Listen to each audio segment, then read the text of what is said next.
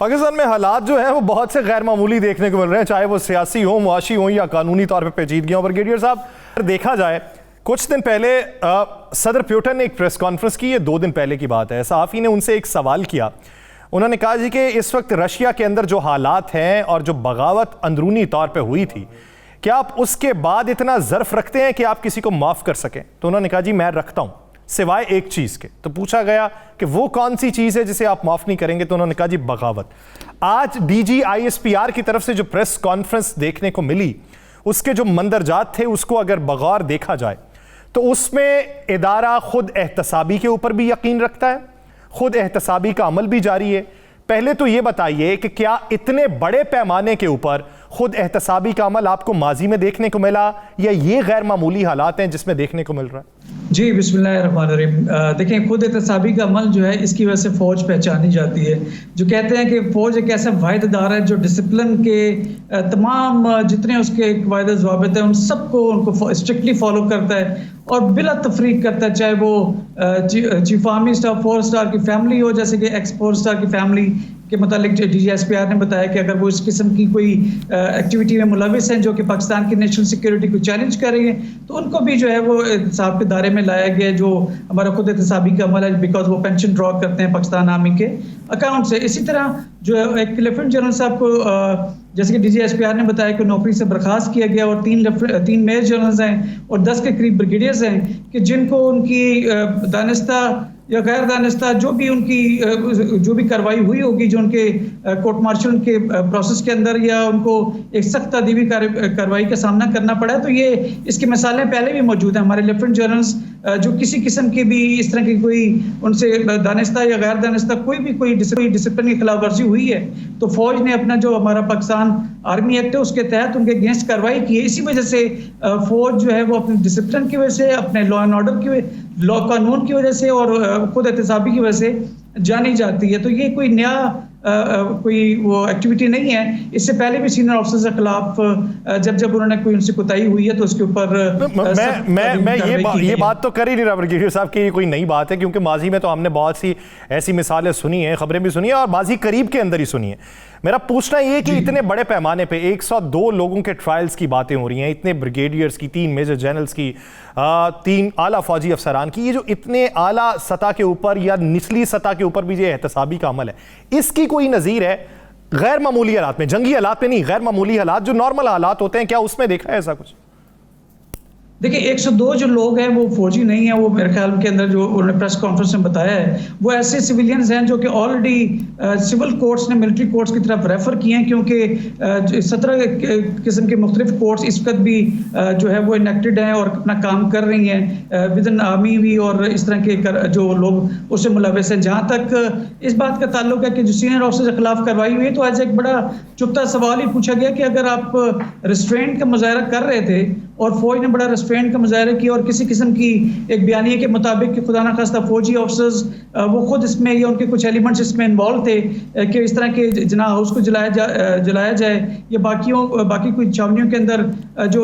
जलाओ गिराव की कैफियत हुई थी, तो फिर ये सजाएं क्यों दी जा रही हैं? तो उसका बड़ा वाज़ेह तौर पे बताया गया कि ये ज़रूरी नहीं था कि आपने गोली फायर करनी थी। इस तरह के हालात तक या जिसमें जलाओ गिराव की नौबत आ जाए, हालात पहुंचे क्यों? क्योंकि जब भी आप फौज के अंदर कोई डिफेंस बनाते हैं तो उसकी लेयर डिफेंस होती है, एक के बाद दूसरी, दूसरी के बाद तीसरी, तो उसका तमाम जो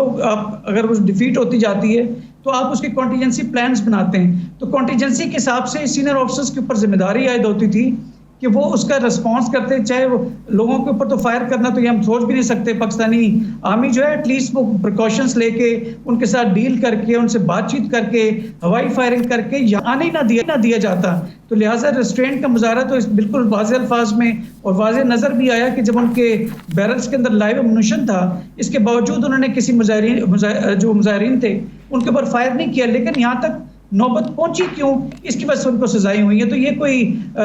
गैर मामूली नहीं है। जब उन्होंने गैर दानिस्ता उनके साथ जो भी उन्होंने कोई कोताही अगर की है अपने प्रोफेशनल ड्यूटीज़ के डिस्चार्ज करने में, तो उनके खिलाफ लाजमी शवाहिद मौजूद होंगे और फौज कभी किसी के साथ ज्यादती नहीं करती, शवाहिद के ऊपर ही वो सजाएं और जजाएं देती है। एक हैजानी कैफियत पिछले कुछ अरसे में पाकिस्तान के अंदर बपा हुई, वो सियासी तौर पे हो, कानूनी तौर पे हो, माशी तौर पे हो।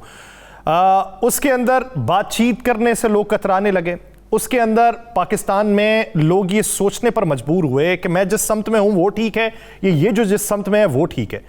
पाकिस्तान में ये हफ्ज़दा माहौल जिसने जन्म लिया है, उसमें क्या हम सोच सकते हैं कि हम बतौर पाकिस्तानी हमें ही तकद्दुस करना है अपने दूसरे पाकिस्तानियों का, अपने इदारों का, रियासत की हर शय का, और हमें ये तकद्दुस और ये तशख़्ख़ुस बहाल करना है बैनुल-अक़वामी सतह के ऊपर? इस सोच का परखना किस हद तक ज़रूरी है, इसी बारे में बात करते हैं। ब्रिगेडियर साहब, अगर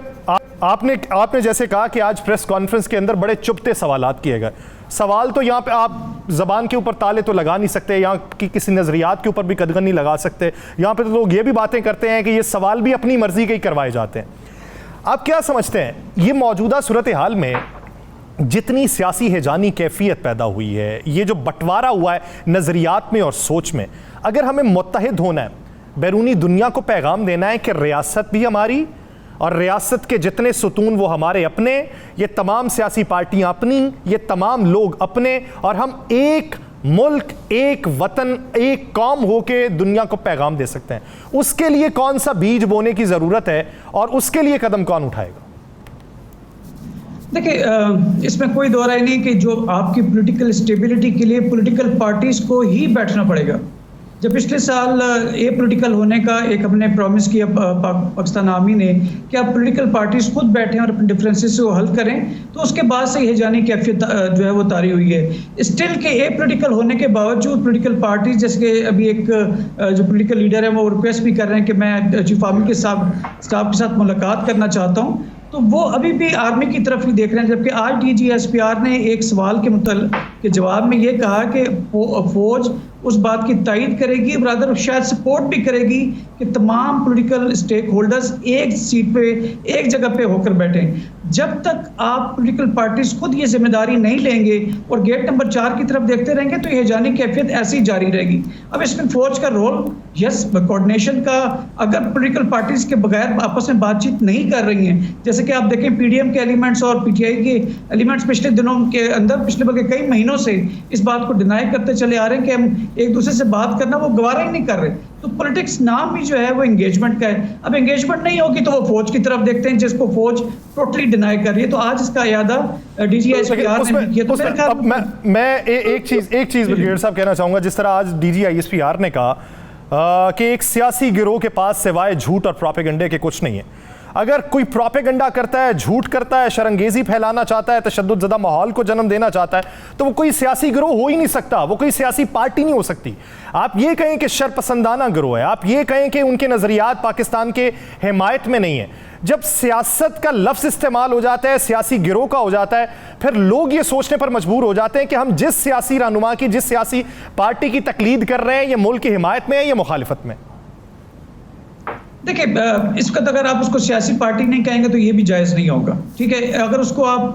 पिछले 1 साल में, जब से कि पिछली गवर्नमेंट गई थी, उस वक्त से लेके कुछ पिछले 2-3 हफ्ते पहले तक डायरेक्ट नाम लेकर इम्प्लीकेट किया जाता रहा कि किस तरह से कुछ जो सीनियर लीडरशिप है वो इस पॉलिटिकल जो है इसको हालात है मुल्क के, खुदा न खास्ता उसके पीछे वो जिम्मेदार है। तो जब आप नाम लेके किसी इंस्टीट्यूशन को, जिसको के दुश्मन मुल्क पे और अंदरूनी तौर के ऊपर जो नॉन स्टेट एक्टर्स हैं वो भी इसको कमज़ोर करना चाहते हैं, और उसी नैरेटिव को अगर तक़वियत दे रहे हैं अपनी स्टेटमेंट्स के साथ, जैसे कि DGSPR ने भी कहा कि जितना बड़ा ओहदा होता है, जितना बड़ा रैंक होता है, उतनी ज़्यादा आपके ऊपर रिस्पॉन्सिबिलिटी भी आयद होती है। इसी तरह आपके अगर पॉपुलैरिटी ग्राफ किसी पॉलिटिकल लीडर का ज़्यादा है तो उतनी उसके ऊपर जिम्मेदारी आयद होती है कि वो इस तरह के 90 तोले इतने जो है वो सोच समझ के जुमले बोले कि जिसपे आपके नेशनल इंटरेस्ट इफेक्ट ना होता हो।